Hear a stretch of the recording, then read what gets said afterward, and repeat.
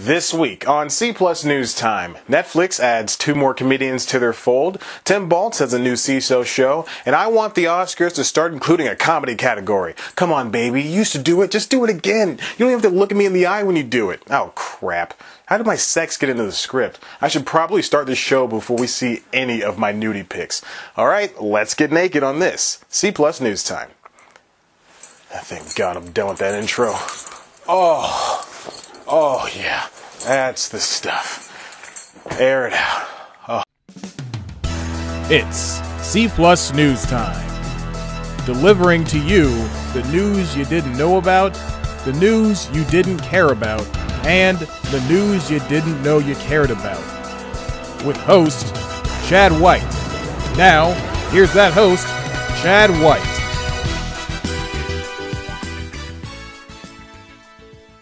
That marks the second time this year I've pulled my pants off during a cold open. The third time, you get a free footlong. Welcome back to C Plus News Time. I'm your host, Chad White, and this is the comedy news you didn't know about for the week of February 20th, 2017. Was I talking about my penis or a sandwich? First up, just when I think I'm done with Netflix, it keeps pulling me back in.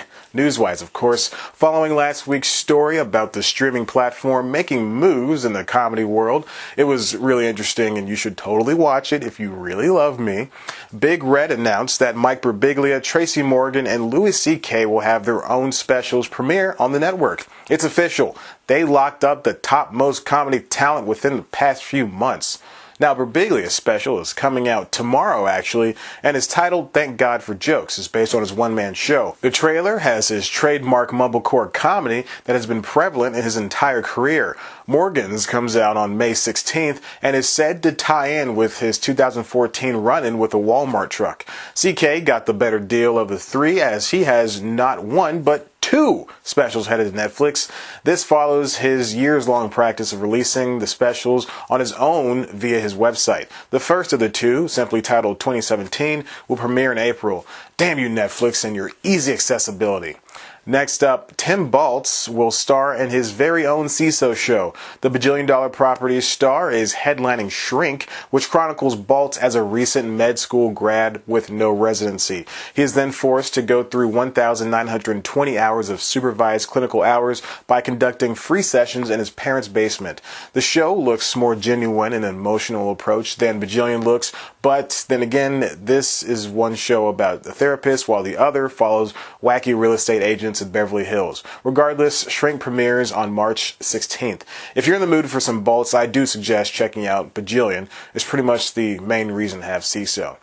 And finally, this last story is a little bit out of the blue, but it kind of makes sense. If you're watching this the day it posted, yesterday was the Oscars, and all of the world's A-list actors and behind-the-camera peeps made their way to Hollywood's Dolby Theater to accept awards from the members of the Academy. Drama, costumes, hair, makeup, directing, writing, editing, and general best performances were awarded. But there's one category that's missing. Comedy. While its true comedy at first glance might not have a place next to the Best Production Design or Best Foreign Language Film, it certainly shouldn't be relegated to the Globes and indie award shows. Comedy is the reason why a lot of people wake up every single day, and it's the reason why we can live through these troubled times. Hell, a lot of dramatic actors are straight up funny people. Ex-Walking Dead star Steven Yeun, funny. Octavia Spencer, a gas. Over-rated actress in Hollywood Meryl Streep, a lioness waiting to pounce on a bit. The category already fits. They have the funny host, they let presenters tell awkwardly long and dull jokes, they even have comedy writers of all people, to write the show. What I'm saying is the Academy should look into getting back into the comedy game. Back, you may be asking yourself, not realizing this is a pre-recorded video from a YouTube account you stumbled onto looking for the latest Weekend Update sketch? Yes, the Academy did actually have comedy categories at one point.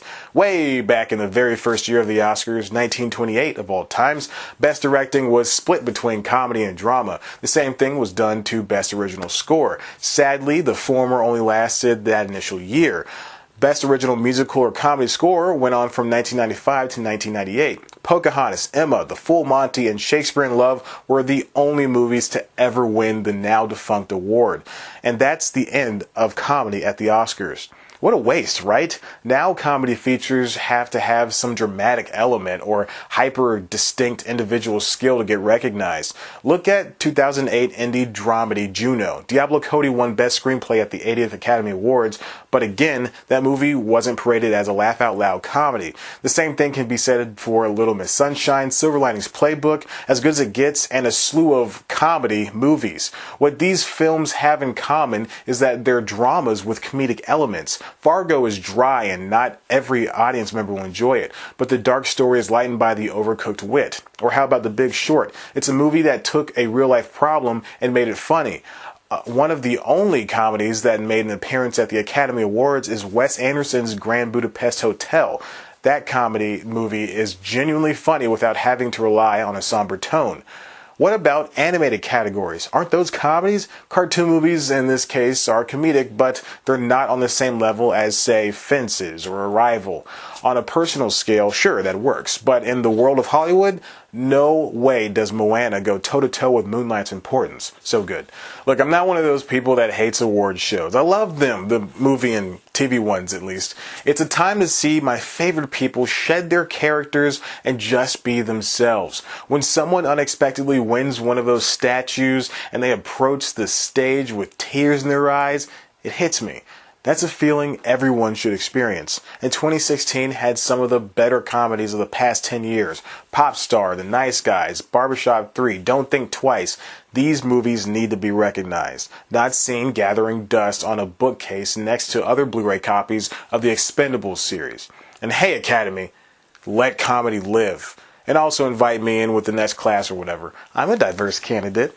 And that's all the news we have for you for this week on C Plus News Time. Why don't you subscribe and check out one of our other videos? Of course, you can always head to the website cpluscomedy.com, where we've got the latest news, reviews, features, interviews, and other good comedy bits that only I can provide you with. Follow us on Twitter at cpluscomedy. Follow me on Twitter at ChadBlackWhite. Like us on Facebook. Tumble with us on Tumblr, and also check out our new series Subpar Tunes, a cartoon series made with me and my friend Chad Krober. He's a very funny guy. Not funnier than, probably as funny as me. Okay, bye.